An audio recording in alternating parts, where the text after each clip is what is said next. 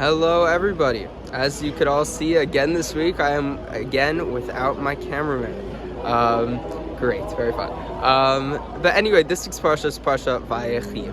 And looking in the Torah at this week's Parsha, we see something very interesting that happens only a few times throughout the year.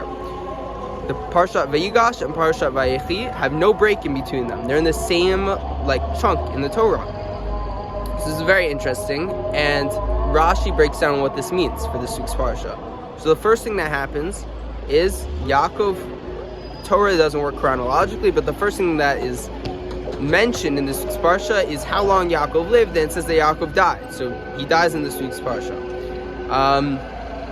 So what can we learn out of this? That Yaakov died here, and that the Parshiot are connected, that there's no break in between them. So Rashi breaks down, when Yaakov died, right, the hearts and the eyes of the Jewish people were closed. Now, he uses the word closed because what's it called when the two Parshiot are in the same chunk without a separation between them? They're called stuma, right? It's closed, it's stone, right? So therefore, Rashi brings out that the hearts and the eyes of the Jewish people were closed once Yaakov died. Now, what does this mean? What were they closed to? So, a few weeks ago, I think I talked about the midot, the attributes of the avot, of Avraham, Yitzchak, and Yaakov. And Yaakov's midah was emet, was truth. So, therefore, the eyes and the hearts of Bnei Israel, of the Jewish people, were close to Yaakov's truth. Now, what could Yaakov's truth mean? So Yaakov had a special connection to Hashem, right? So did the rest of the avot. But he knew, right? He knew what a real connection with God was and how to live a life of Torah correctly. So when he died, the Jews, his children, and Bnei Israel, the rest of Bnei Israel, were closed off to this. Now, this is very interesting because Rashi says, right when Yaakov died, the Jews' slavery in Egypt began.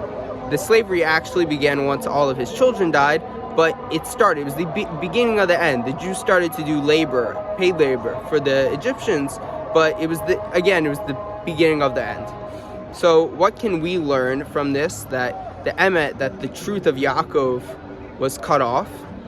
We see in last week's Parsha, and Parshat Vayigash, that it seems like Pharaoh, offered Yosef's brothers and Yaakov royal positions in the Egyptian government. Now, we see clearly that they didn't take them, right? Yosef told them, no, you have to tell Paro that he sent, first of all, Yosef sent the weaker brothers to Paro, and he said, tell them that we're shepherds, that we were shepherds, we are shepherds, and we will be shepherds, right? So he really doesn't want them to be Egyptian royalty. So we see from this, one aspect of this emet, of this truth that Yaakov had in his life, that it's not about the royalty, it's not about the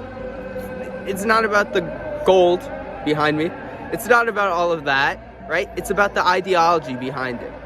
That really, Bnei Israel, Yaakov's children, turned down royalty for being shepherds. So you see that there's something very interesting here. Now, to regain this real truth, who knows when it's going to happen? Most people say it's going to happen when the Messiah comes.